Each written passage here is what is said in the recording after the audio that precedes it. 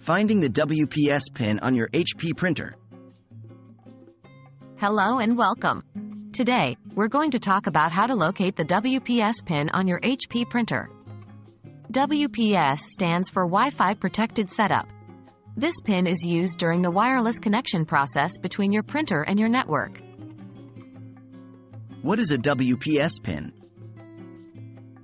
The WPS pin is a unique number code that allows your printer to connect securely to your wireless network.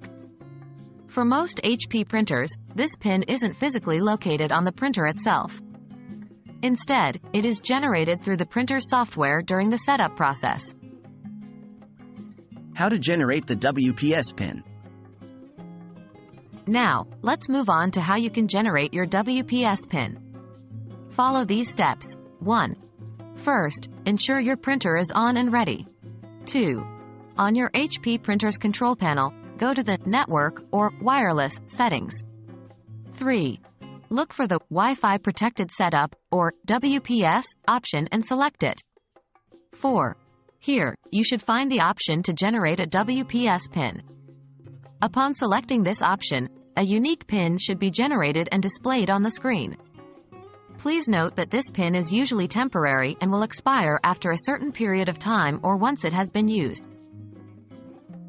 What if I can't find the WPS option? If you can't locate the WPS option, don't worry. Some HP printer models may not have this feature in their interface. In such cases, you should consult your printer's manual or the HP website for model-specific instructions.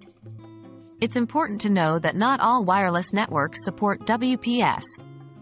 If you're using such a network, you may need to connect your printer using another method.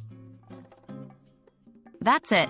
Now you know where to find and how to generate your WPS pin on your HP printer.